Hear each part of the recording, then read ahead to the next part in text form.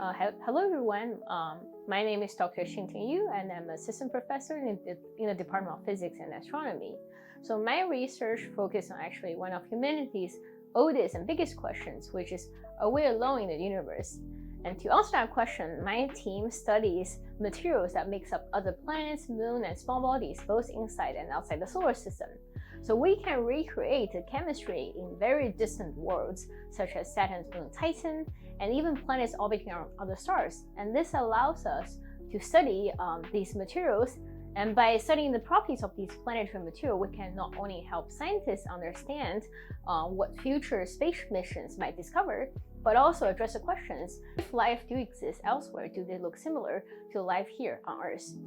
So our research is really important because even though we're sending these very cool space missions to these very distant worlds, the data is actually very limited by these space missions. So by doing these laboratory experiments here on Earth allows us to understand these data a lot better, but we can do a lot of more things here on Earth.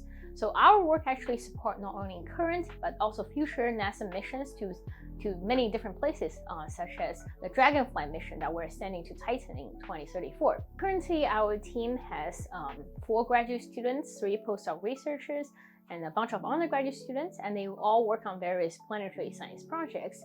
And in addition to working with people here at UT San Antonio, we also have collaborators across from the country, such as colleagues from NASA Ames Research Center, University of Washington, Carnegie Science, and also Southwest Research Institute, which is down the road right here. Being in astronomy really allows me to be able to answer some of the oldest questions in humanity, such as where do we come from? And are we alone? Is there anything out there in the universe? And really, but what gives me joy every day in my life is really training my students and seeing them gaining new skills and making new discoveries every day. And hopefully they're going to make the next generation of great scientists and elsewhere in the world.